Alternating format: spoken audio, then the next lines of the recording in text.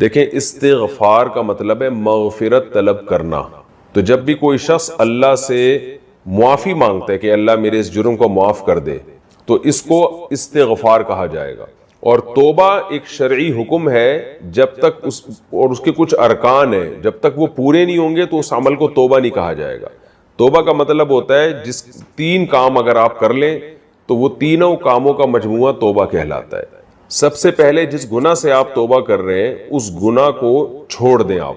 Number 2 کہ آپ کو جو ماضی میں آپ گناہ کر چکے ہیں اس پر آپ کو ندامت ہو کہ کاش میں یہ گناہ نہ کرتا. اور تیسری شرط اس میں یہ ہے کہ آئندہ عزم کریں کہ یہ گناہ آپ نہیں کریں گے, یہ اللہ سے ایگریمنٹ کریں, معاہدہ کریں دل سے کہ میں یہ گناہ آئندہ نہیں کروں گا. تو جب یہ 3 ارکان پائے جائیں گے تو اس عمل کو توبہ کہا جائے گا جو ایک شرعی حکم ہے, اور اس پر اللہ کا وعدہ ہے کہ میں اس گناہ کو معاف کروں گا چاہے ہزاروں مرتبہ کیا ہو وہ گناہ. لیکن جو بھی شخص بھی توبہ کرے گا ماضی پر ندامت فی الحال اس کو چھوڑ دے, آئندہ نہ کرنے کا عزم کرے, تو یہ عمل توبہ کہلاتا ہے. جب توبہ کرے گا تو استغفار کا سادہ مطلب ہے کہ اللہ سے معافی مانگنا. تو ظاہر ہے جب استغفار گویا توبہ کا جو ہے ایک حصہ ہے کہ 3 شرطیں تھیں نا کہ آئندہ نہ کرے اور ماضی پر اس کو ندامت ہو اور اس وقت اس گناہ کو چھوڑ دے. تو ان 3 ارکان کے ساتھ جب وہ اللہ سے معافی مانگے گا تو اس معافی مانگنے کے عمل کو استغفار کہا جاتا ہے. تو اس سے پتہ چلتا ہے کہ استغفار حقیقی معنی میں جب مؤثر ہے جب اس کے ساتھ توبہ بھی ہو. تو استغفار زبان کا ایک عمل ہے کہ اللہ سے معافی طلب کرنا, جبکہ توبہ صرف زبان کا عمل نہیں ہے بلکہ آپ کی باڈی کا ایک عمل ہے اور آپ کی سوچ کا ایک عمل ہے. سوچ کیا ہے کہ ماضی میں آپ کو ندامت ہو کہ کاش میں یہ نہ کرتا, یہ آپ دماغ سے سوچ رہے ہیں, اس وقت اس کام کو چھوڑ دے, یہ بھی یہ آپ کے جسم کا ایک عمل ہے. اور آئندہ نہ کرنے کا اللہ سے ایگریمنٹ کریں تو یہ ایگریمنٹ زبان سے بھی ہے اور دل سے بھی ہے. تو یہ, اور جبکہ استغفار زبان کا ایک عمل ہے, معافی مانگنا, کسی سے ایکسکیوز کر لینا. جب ہم نارملی بھی لوگوں سے معافی مانگ رہے ہوتے ہیں نا, تو اس لیے استغفار اگر توبہ کے طریق پر ہوگا تو اس میں اللہ کا وعدہ ہے کہ میں معاف کروں گا, اور اگر توبہ کے طریق پر نہیں ہے تو پھر وہ ایک استغفار ہے. تو اللہ اگر کسی کو معاف کر دے تو اس کی مرضی ہے, معاف نہ کرے تو استغفار کا بہرحال پھر بھی فائدہ ہوتا ہے. کم از کم آپ ایک معذرت تو کر رہے ہیں نا اللہ تعالیٰ سے, ایک دعا تو مانگ رہے ہیں کہ اللہ میرے ان جرموں کو اور میرے ان گناہوں کو معاف کر دے. بار بار گناہ بار بار توبہ. جہانگیر خان اپردیر KPK. مولانا صاحب میں سعودی عرب میں ہوں. ہائے ہائے, انہوں نے گناہ کا تذکرہ کیا, میں اس گناہ کا تذکرہ نہیں کروں گا, بس اشارتاً بات کروں گا. میں نے 5 یا 6 مرتبہ گناہ کیا اور پھر گناہ کر بیٹھتا ہوں. کیا اللہ مجھے معاف کرے گا؟ میں کیسے اس برائی سے بچوں؟ دیکھو میرے بھائی, جو سچی توبہ کرتا ہے تو اللہ اس کو معاف کر دیتے ہیں, یہ اللہ کا قانون ہے. چاہے 100 بار گناہ کیا ہو, 100 بار توبہ کی ہو. تو گناہ کرتے ہوئے شرم آنی چاہیے, توبہ توڑتے ہوئے شرم آنی چاہیے, توبہ کرتے ہوئے شرم نہیں آنی چاہیے. ہوتا یہ ہے کہ جب انسان کوئی گناہ کرتا ہے پھر وہ توبہ کرتا ہے کہ اللہ اب دوبارہ نہیں کروں گا, پھر اس سے گناہ ہو جاتا ہے. جب دوبارہ گناہ ہو جاتا ہے تو پھر وہ توبہ کرتا ہے کہ اللہ اب نہیں کروں گا, میں وعدہ کرتا ہوں. دل میں نیت بھی ہوتی ہے کہ نہیں کروں گا. پھر جب دوبارہ گناہ ہو جاتا ہے تو پھر وہ کہتا ہے یار کیا فائدہ بار بار توبہ کرنے سے, گناہ تو مجھ سے ہو جاتا ہے. یہ شیطان ہے. شرم آنی چاہیے توبہ توڑتے ہوئے, وہاں شرم نہیں آ رہی, توبہ کرتے ہوئے شرم آ رہی ہے. تو یہ شیطان نا غلط رخ پہ لے کے جاتا ہے انسان کو. ایک ہی چیز جو گناہ سے بچا سکتی تھی وہ توبہ تھی, شیطان وہ توبہ چھڑوا دیتا ہے کہ کیا فائدہ ایسی توبہ کا کہ آپ توبہ میں قائم تو رہتے نہیں ہیں. تو ہونا یوں چاہیے کہ جب گناہ کی طرف جائیں تو پھر آپ بولیں کہ کیا فائدہ ایسی توبہ کا کہ تو توبہ پہ قائم تو رہتا نہیں ہے اور گناہ کر لیتا ہے. تو یہ سوچ کے گناہ سے بچائیں اپنے آپ کو. اب گناہ اگر ہو گیا تو بھئی توبہ تو کرنی ہے, کیونکہ جہنم کی آگ تو برداشت نہیں ہو سکتی نا. یا آپ نے کمپرومائز کر لیا کہ چونکہ میں بار بار گناہ کر رہا ہوں اب میں نے جانا جہنم میں, تو جہنم کی آگ برداشت نہیں ہو سکتی. 100 بار گناہ ہوا ہے تو 100 بار توبہ کریں. اللہ سے بولیں کہ اللہ میں نہیں اس پہ, میں دوبارہ توبہ کرتا ہوں. تو حتی الامکان اپنے آپ کو برائی سے روکیں. دوسری بات یہ کہ یہ برائی ہوتی کیوں ہے, تو اس کے اسباب پہ غور کریں. ایسی جگہوں پہ نہ جائیں جو گناہ کی یاد دلاتے ہوں. اور میں بار بار لوگوں سے کہتا ہوں جلد نکاح کریں. ایک بیوی سے اگر جو ہے وہ پھر بھی گناہ چھوٹنے کا خطرہ نہیں ہے تو دوبارہ دوسری شادی کر لیں. اللہ نے حلال کی آپ کو اجازت دی ہے, کیوں گند میں منہ مارتے ہیں, کیوں برائی کی طرف جاتے ہیں؟ تو اپنے آپ کو جس حد تک ممکن ہو گناہ سے روکیں. علماء کے بیانات میں بیٹھا کریں. وہاں سعودی عرب میں بڑے علماء جو بزرگ علماء ہیں جو نیک پرہیزگار ہیں عرب ہوں ان کی صحبت میں جا کے بیٹھیں, یا کوئی انڈیا پاکستان کے علماء ہوں جو نیک بزرگ ہوں ان کی صحبت میں جا کے بیٹھیں, تبلیغ میں وقت لگائیں. تو اس سے انشاءاللہ آپ کے دل میں برائی آہستہ آہستہ یہ برائی ختم ہو جائے گی. تو اس لیے اللہ نہ کرے پھر بھی ہو جائے تو رونا اللہ کے سامنے گڑ گڑانا ہے. اور گناہ کا جب خیال آئے تو یہ سوچا کریں یہ جو تو بار بار توبہ توڑ رہا ہے نا, اس سے دل میں سیاہی پیدا ہو جائے گی. توبہ کی توفیق ہی ختم ہو جاتی ہے بار بار گناہ کرنے سے. اور اپنے آپ کو سزا بھی دیں. جب کوئی گناہ ہو تو روزے رکھیں یا صدقہ خیرات کر کے اپنے آپ کو سزا بھی دیں. تو میں بھی اللہ سے دعا کرتا ہوں جو بھی گناہ کسی کی بھی زندگی میں ہو اللہ سب کو سچی توبہ کی توفیق نصیب فرمائے. علماء نے ایک بڑی زبردست بات لکھی ہے کہ توبہ جو ہے نا یہ الفی ہے, اور گناہ کیا ہے یہ اللہ اور بندے کے تعلق کو توڑ دیتا ہے. توبہ کی الفی سے اس تعلق کو جوڑ دینا چاہیے. اب ہم الفی سے وہ چیزیں جوڑتے ہیں جو قیمتی ہوتی ہیں, جو سستی چیزیں ہوتی ہیں وہ نہیں جوڑی جاتی. اللہ کا جو تعلق ہے نا یہ گھٹیا چیز نہیں ہے, یہ بڑی قیمتی چیز ہے. یہ اگر 100 بار بھی ٹوٹے گی تو اس کو 100 بار جوڑا جائے گا. جیسے سونے کا کپ 100 دفعہ بھی گر کے ٹوٹ جائے نا تو 100 دفعہ جوڑا جائے گا اس کو. لیکن اگر 5-10 روپے کا کپ ہے وہ ایک دفعہ بھی ٹوٹتا ہے انسان اس کو کچرے میں پھینک دیتا ہے. تو آپ اگر سمجھتے ہو آپ کا اور اللہ کا تعلق یہ بہت سستی چیز ہے, گھٹیا چیز ہے, تو اگر یہ تعلق ایک دفعہ ٹوٹ جائے تو دوبارہ نہ جوڑیں, اس کو ٹوٹا رہنے دیں. لیکن اگر آپ یہ سمجھتے ہو کہ بھائی یہ تعلق بہت قیمتی چیز ہے اور یقیناً اس سے بڑی نعمت کوئی نہیں ہے انسان اور اللہ کا تعلق رہے, اس سے قیمتی چیز کوئی نہیں ہے, پھر یہ تعلق 100 دفعہ بھی ٹوٹے گا تو 100 دفعہ اس تعلق کو جوڑا جائے گا. اللہ جو ہے آپ کو توبہ پہ قائم رہنے کی توفیق دے. اور یہ بھی سوچنا چاہیے بڑھاپے میں توبہ کی توفیق نہیں ملتی جب جوانی میں گناہ نہ چھوڑا ہو. خوب سمجھ لیں بڑھاپے میں طاقت ختم ہو جاتی ہے برائی کی, لیکن جذبہ باقی رہتا ہے اور وہ بڑی پھر گھٹیا اور بدترین زندگی گزرتی ہے.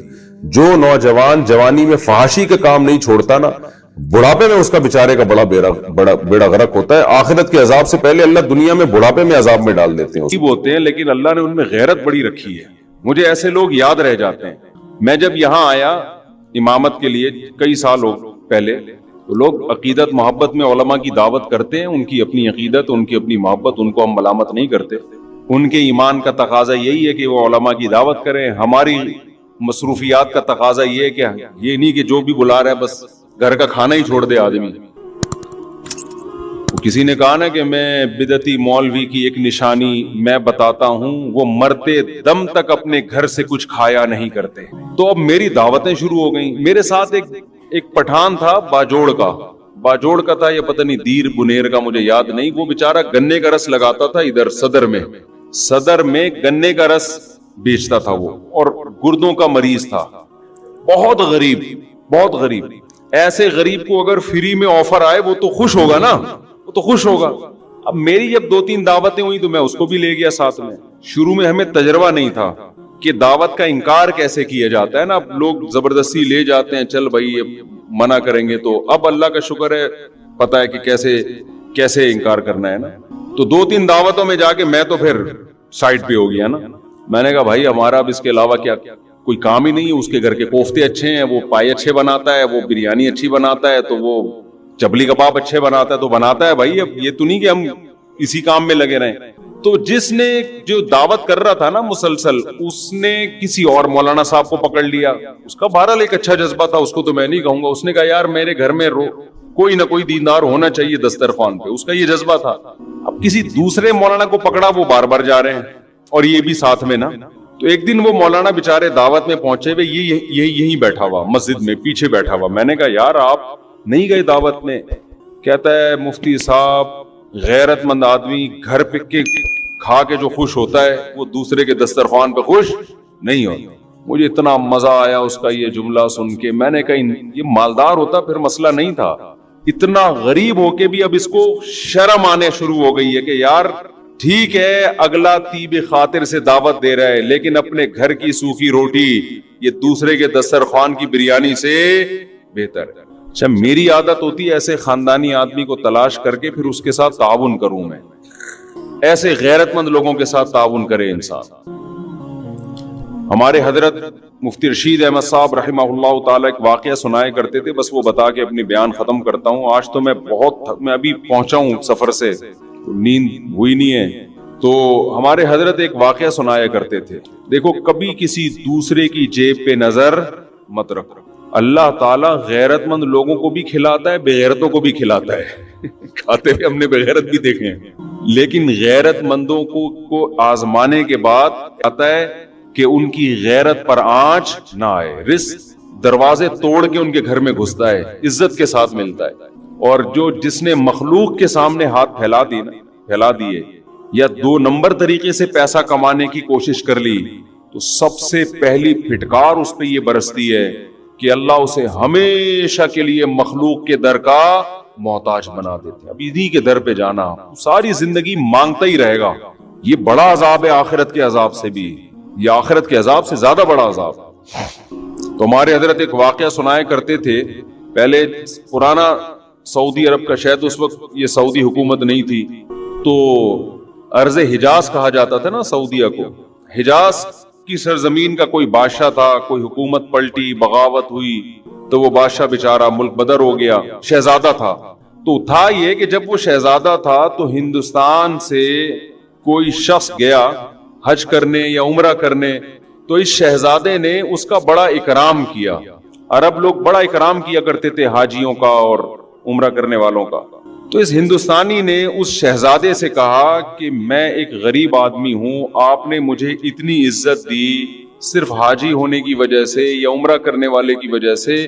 کبھی آپ کو زندگی میں ضرورت پڑے اور ہندوستان آنا ہو تو میرے گھر ضرور آئیے گا. حالات کا کچھ پتہ نہیں ہوتا. اس شہزادے نے ہنس کے کہا کہ میں شہزادہ ہوں بھائی، مجھے تیرے گھر ہندوستان جانے کی کیا ضرورت ہے؟ میں شہزادہ ہوں بھائی، میں کیوں کسی کے در پہ ہاتھ پھیلاؤں. اس نے پھر بھی احتیاطاً اس کو ایڈریس دے دیا، کبھی آنا ہو ہندوستان تو آ جانا. اللہ کی قدرت کے بغاوت ہوئی. آپ کو پتہ ہے جب بغاوتیں ہوتی ہیں تو بادشاہ فقیر ہو جاتے ہیں، بھکاری بن جاتے ہیں در در کے. یہ شہزادہ ملک بدر ہو گیا، بھاگ گیا. کہاں جاؤں، کون ٹھکانہ دے گا اس کو؟ وہ اپنا پرانا دوست یاد آیا، ہندوستان. یہ سفر کرتے کرتے، ایڈریس تلاش کرتے کرتے اس ہندوستانی کے گھر میں پہنچا. دروازہ نوک کیا، اس نے پوچھا کون ہے؟ کہا میں وہ ہوں. یہ حیران ہو گیا کہ یار یہ شہزادہ آج میرے در پہ کیسے؟ اس نے اپنی حالت بتائی کہ بھائی بات یہ ہے کہ حالات خراب ہو گئے، بغاوت ہو گئی، میں مجبور ہو گیا، تو مجھے ٹھکانہ چاہیے. اس کمبخت نے ایک شعر پڑھا جس میں اس کی توہین. وہ شعر فارسی میں اس کا مفہوم آپ کو بیان کرتا ہوں کہ حاجت اور ضرورت ایسی چیز ہے جو بادشاہوں کو بھی گیدڑ بنا دیتی ہے. کہ تو بادشاہ تھا اور حالات نے تجھے کیا بنا دیا؟ آج گیدڑوں کی طرح کھڑا ہوا ہے میرے در پر. دیکھو حاجت کیسی چیز ہے. فقیر شہزادوں کو بھی کیا بنا دیتی ہے؟ گیدڑ بنا دیتی ہے. یہ چونکہ شہزادہ ہے، شہزادوں والے بلڈ تو وہی تھا نا اس میں، شہزادوں والا. اس نے شیر کا جواب شیر میں دیا. غضب میں آ گیا نا. اس نے کہا شیر نر ہمیشہ شیر نر ہی ہوتا ہے. ایسا ہمارے حضرت جب یہ شعر سنایا کرتے تھے حضرت کی کیفیات ہوتی تھی. شیر نر کبھی بھی گیدڑ نہیں بنتا، وہ شیر نر ہی، شیر بھی نہیں، نر شیر، ببر شیر. اور اگر کوئی حاجت اسے گیدڑ بنانے کی کوشش کرے، وہ ایسی حاجت پہ 100 جوتے مارتا ہے اور یہاں سے یہ کہہ کے پیچھے واپس چلا گیا. اب یہ ہندوستانی اس کے پیچھے پیچھے، بھائی معاف کر دے، میں نے تیری توہین کی، مجھ سے غلطی ہو گئی، پاؤں میں گر رہا ہے، رو رہا ہے. اس نے کہا نا نا نا نا نا، شیر نر ایسی 100 حاجتوں پہ 100 جوتے مارتا ہے. اللہ یہ چاہتے ہیں کہ آپ اگر فقیر بھی ہو، مزاج کیسا رکھو؟ شہزادوں والا. سمجھ میں آ رہی ہے بات کہ نہیں آ رہی ہے؟ فقیر بھی ہو، مزاج کیسا رکھو؟ شہزادوں والا. اور ہمارے حضرت نے رکھا. فرماتے تھے میں جب مدرسے میں دارالعلوم کورنگی میں شیخ الحدیث تھا، کتنا بڑا مدرسہ اور وہاں کے شیخ الحدیث، تو حضرت مفتی محمد شفیع صاحب رحمہ اللہ تعالی نے فرمایا کہ دارالعلوم کورنگی میں جو بیل ہے اس کی تنخواہ یہاں کے شیخ الحدیث سے زیادہ ہے. پہلے حل بھی چلایا جاتا تھا نا وہاں، اس پہ زیادہ خرچہ ہو رہا ہے. تنخواہیں بہت تھوڑی تھی، وسائل نہیں تھے. فرماتے ہیں میرا ایک چھوٹا سا چھپڑا تھا، ایک دن ایک شخص آیا انڈے بیچنے والا نا, کہ آپ, وہ سستے انڈے بیچ رہا ہوگا, کہ آپ ہم سے روز کے حساب سے آپ بتا دیں, میں اتنے انڈے آپ کے گھر دے کے چلا جایا کروں گا. حضرت نے فرمایا ہمیں ضرورت نہیں ہے. فرمایا اصل بات یہ تھی کہ ہمارے پاس انڈا کھانے کے پیسے بولو نہیں تھے, انڈا کھانے کے پیسے نہیں تھے. اتنے بڑے عالم جن کو مفتی اعظم کہا جاتا ہے. اور فرمایا کہ ایک دن ہمارے گھر ایک مہمان آیا, ہم نے دال رکھ دی اس کے سامنے لا کے. کچھ دنوں بعد دوبارہ آیا, ہم نے دال رکھ دی. پھر کہیں سفر پہ کہ کوئی حضرت کے ریلیٹو تھے, پھر آیا, ہم نے دال رکھ دی. کہہ رہے ہمیں تو کبھی خیال بھی نہیں آیا کہ ہم دال کھلا رہے ہیں اس کو, خود بھی کھا رہے ہیں. تو وہ کہنے لگا آپ کے گھر میں دال ہی پکتی ہے, اس کے علاوہ کچھ نہیں پکتا؟ تو حضرت کہتے ہیں اس کے بتانے سے ہمیں خیال آیا کہ ہم بہت دنوں سے کیا کھا رہے ہیں, دال. کہتے ہیں میں نے اس کو تو چپ کرانے کے لیے کیا, حلال اتنا ہی ملتا ہے اس کو چپ کرانے کے لیے میں نے. لیکن فرماتے ہیں میرے دل کی حالت یہ تھی, اللہ نے ایسے میرے دل میں جذبہ ڈالا تھا کہ مجھ سے بڑا مالدار دنیا میں کوئی نہیں ہے, میں اس کا بھی مستحق نہیں ہوں. اللہ مجھے روزانہ دال کھلا رہا ہے, میں اس کا مستحق نہیں ہوں کہ مجھے کھلائے. سال میں ایک مرتبہ اپنے پیر و مرشد اپنے شیخ کی زیارت کے لیے لاہور جاتے تھے. اس کے ٹکٹ کے پیسے نہیں ہوتے تھے, تو ہر مہینے تنخواہ سے تھوڑے تھوڑے پیسے بچا کے ٹرین کا ٹکٹ سال میں ایک دفعہ خریدنے کے قابل بنتے تھے. لیکن فرماتے ہیں ایسی ٹھاٹ باٹ والی زندگی میں نے رکھی ہوئی تھی کہ لوگ مجھ سے قرضہ مانگنے کے لیے آتے کہ بہت بڑا سیٹ ہے بھائی, سمجھ رہے ہیں. میں بار بار بیان میں کہتا ہوں, بعض لوگ حقیقت میں غریب ہوتے ہیں, بعض شکل سے کیا لگتے ہیں, بولو غریب. دل کا جو غریب ہوگا نا وہ شکل سے کیا لگتا ہے, غریب. اور بعض حقیقت میں مالدار ہوتے ہیں, شکل سے غریب, اور بعض حقیقت میں غریب ہوتے ہیں, شکل سے مالدار. یہ دل کی کیفیات ہیں جو ان کے چہروں پر نمایاں ہوتی ہیں. تو اللہ جب شکر کی توفیق دیتا ہے تو دل مالدار ہو جاتا ہے. تو حضرت فرماتے ہیں مجھے تو یہ ڈر تھا کہ مجھ سے شکر نہیں ادا ہو رہا, اللہ کی اتنی نعمتیں, مجھ سے سوال ہوا تو میرے پاس کیا جواب ہوگا. اور بندہ کیا کہہ رہا ہے, آپ کے گھر روزانہ کیا پک رہی ہے, دال. لیکن بندی اگر جو گھر میں ہے وہ ٹھیک ہو تو پھر یہ کیفیت ہوتی ہے. سمجھ میں آ رہی ہے بات, نہیں آ رہی میرا خیال. مہمان نے کہہ دیا آپ کے گھر میں روز دال پک رہی ہے, بندہ افورڈ کر سکتا ہے, یہ تانا برداشت کر سکتا ہے, بھائی ہم جو پکا رہے ہیں تو نے کھانا ہے کھا, نہیں تو پتلی گلی سے نکل, یہی ہوگا نا. لیکن اگر بیگم کہہ دے کہ ہمارے گھر میں روز کیا پک رہا ہے, دال, تو اگر شوہر کنجوس ہے, کمبخت, پیسے ہیں خرچ نہیں کر رہا, پھر تو 6 تانے میری طرف سے اور دینے چاہیے. اس کمبخت دیا ہے اللہ نے تو بیوی کو دال کیوں کھلا رہا ہے, ہاتھ کھول اپنے گھر والوں پہ, کھلا, اللہ تجھے کھلائے گا. ایسے کنجوس بھی الحمدللہ ہم نے دیکھے ہیں, بے تحاشا پیسہ اللہ نے دیا, اور پیاز خرید رہے ہیں داغ والے منڈی میں. وہ مسکراتے ہوئے آلو دیکھے آپ لوگوں نے, آلو کی 2 قسمیں ہیں. ایک آلو جو نارمل کنڈیشن میں ہوتا ہے, نہ رو رہا ہوتا ہے نہ ہنس رہا ہوتا ہے. کچھ آلو آپ کو روتے ہوئے نظر آئیں گے, کچھ ہنستے ہوئے نظر آئیں گے. یہ سستے ہوتے ہیں کیونکہ یہ ہنسی کی بات ہے نہیں اور آلو ہنس رہا ہے, تو اس کا مطلب یہ اس میں کوئی فالٹ ہے نا, یہ سستا آلو ہے. لیکن یہ آلو جب آپ گھر میں لے کے جاتے ہو تو گھر والوں کو آلو چھیلنے میں محنت کرنی پڑتی ہے. اللہ نے اگر پیسہ دیا ہے تو بھائی تو ذرا مہنگے آلو خرید لے یار, کیوں گھر والوں کو ٹینشن دے رہا ہے. تو میں پہلے تو جمعرات بازار, جمعہ بازار میں خود ہی شاپنگ کرتا تھا نا جا کے, اب تو یہ گارڈ وارڈ کا سیٹ اپ آ گیا. تو میں نے دیکھا ایک صاحب تلاش کر رہے تھے چھوٹے جو ہم اپنی بکری کو کھلاتے تھے. میں نے کہا یار تھوڑا سا بڑے درمیانے سائز کے پیاز لے لو. کہتے ہیں مفتی صاحب آپ نے گھر والوں کو لگتا ہے کہ بہت عیاشی میں رکھا ہوا ہے, یہ عیاشی ہے نا, پورا پیاز لے کے جا رہے ہیں. کہہ رہا تھوڑا ٹینشن دے کے رکھنا چاہیے. میں نے کہا اصل میں ٹینشن یا عیاشی کا مسئلہ نہیں, دل میں بولا, اس کو تھوڑی بولا. مسئلہ یہ کہ دل اللہ نے تیرا اس پیاز کی طرح چھوٹا بنایا ہے. لینڈ لارڈ تھا وہ آدمی, لینڈ لارڈ, دل تیرا اتنا چھوٹا سا ہے, تو مر رہا ہے کہ یہ پتہ نہیں قبر میں لے کے جائے گا یہ پیسہ. تو اگر پیسہ ہے پھر تو تانا بنتا ہے, نہ ہو پیسہ پھر عورت کو بھی چاہیے اپنے شوہر کی آمدن میں اس کے ساتھ گزارا کرے. ہمارے حضرت اپنے گھر والوں کی بہت تعریفیں کرتے تھے کہ اللہ نے مجھے ایسی زوجہ دے دی, ایسی زوجہ دے دی, شکر گزار. فرمایا اس غربت میں اس نے میرے ساتھ, حضرت تو اس کو غربت نہیں کہتے تھے ان حالات میں, کیونکہ حضرت کہتے تھے وہ غربت تھوڑی ہے, 2 وقت کی روٹی پیٹ بھر کے ملے, غربت کہاں ہے یہ. کہتے ان حالات میں کبھی کوئی جملہ ناشکری کا گھر والوں کی زبان سے میں نے نہیں سنا. بس ایک چھوٹا سا واقعہ. کہتے ہیں میں گھر والوں کی طبیعت خراب تھی, ڈاکٹر کے پاس لے کر گیا. ڈاکٹر نے کہا ان کو پھل کھلائیں. ان کو کیا کھلائیں؟ پھل. ان کی صحت اس لیے خراب ہو رہی ہے, پھل فروٹ نہیں کھانے کو مل رہے. حضرت کہتے ہیں میرے پاس فروٹ کے پیسے بولو نہیں تھے. تو میں نے ڈاکٹر کو تو نہیں کہا کہ پیسے نہیں ہے.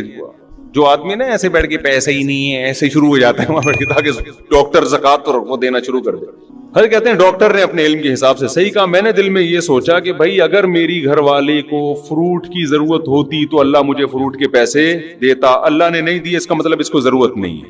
اللہ نے نہیں دی اس کا مطلب اس کو ضرورت نہیں ہے. یہ بغیر فروٹ کے ٹھیک ہو جائے گا. لیکن یہ مزاج بیوی کا ہونا بھی بولو ضرور.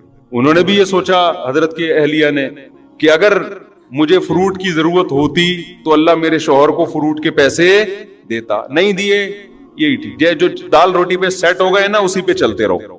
یہ واقعہ کئی سال پرانا ہے. حضرت کا انتقال ہو گیا. حضرت کی اہلیہ ماشاءاللہ اب بھی میرا خیال ہے 95 سال کی ہو گئی ہوں گی, 90-95 کی. اب بھی الحمدللہ حیات ہیں. اور جو فروٹ کھانے والی تھی نا صبح شام بہت ساری چل بسی. سمجھ میں آ رہی, جن کی بیویوں نے کہا فروٹ کھلا, تیرا باپ بھی کھلائے گا فروٹ کیونکہ ڈاکٹر نے بولا ہے. وہ پیزے برگر اور فروٹ کھا کھا کے ان کا انتقال ہو, اور وہ الحمدللہ اب بھی زندہ ہیں بغیر فروٹ کے. توکل دیکھو, گورے کی ڈکشنری میں توکل اللہ پر اعتماد یہ ہے ہی نہیں. تو ہم بھی انگریز بنتے جا رہے ہیں کیلکولیٹر لے کے ہر چیز. جب اللہ نے دیا ہے پیسہ پھر تو کرو میرے بھائی. پھر حضرت کے پاس آخر عمر میں پیسہ بہت آیا, رزق کے دروازے اللہ نے کھول دیے. جب اللہ نے رزق کے دروازے کھولے ہیں تو حضرت کا لائف اسٹائل پھر چینج ہوا ہے. پھر وہ اسٹائل نہیں ہے.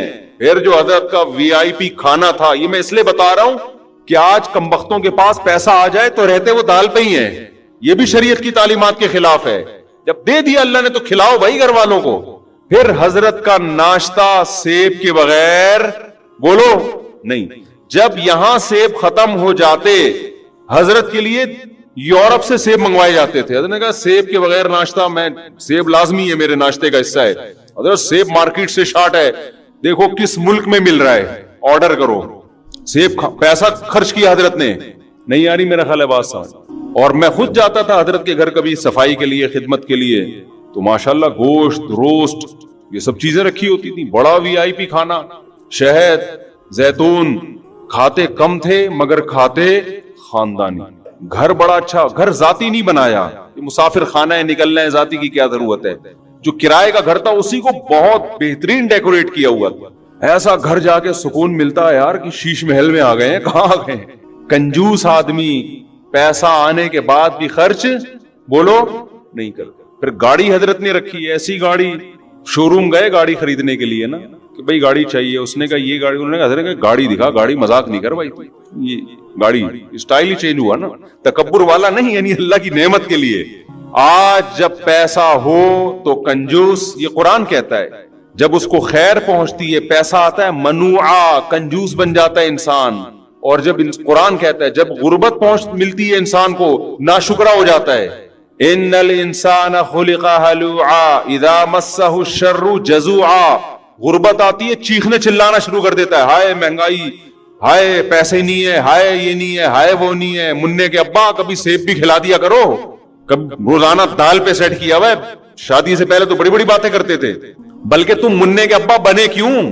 جب تمہاری جیب میں پیسے جب ہوتے تو منع آتا نا مارکیٹ میں. پیسے ہے نہیں, مفتی صاحب کا بیان سن کے منع مارکیٹ میں لائن لگا دی ہے منوں کی. یہ بھی تانے مل رہے ہیں آج کل. جب کھلا نہیں سکتے تھے پیدا کیوں کیا, یہ تانا دیتی ہے نا عورتیں. تو منع کا ابا ہونا جو ایک سب سے بڑی خوبی تھی وہ عیب بن گئی ہے سب سے بڑی, کہ پہلے صرف یہ شوہر تھے, اب خاتون کے جو بچہ ہے اس کے ابا بھی ہے, ڈبل رشتہ ہو گیا نا. لیکن یہی رشتہ اب کیا بن گیا ہے, تانا. تو قرآن کہتا ہے انسان جو ناشکرا ہے, جب غربت ملتی ہے اس کو شور شرابہ, چیخنا چلانا, شکر نہیں ادا کرتا, جزا فضا صبر نہیں کرتا. وَإِذَا مَسَّهُ الْخَيْرُ مَنُوعًا, جب دولت کے انبار لگتے ہیں ریل پیل, کنجوسی کرنا شروع کہ ختم نہ ہو جائے. إِلَّا الْمُصَلِّينَ, قرآن کہتے ہیں ہاں کچھ لوگ ایسے ہیں جب غربت ہوتی ہے تو صبر کرتے ہیں، جب دولت آتی ہے تو سخاوت کے دریا بن جاتے ہیں.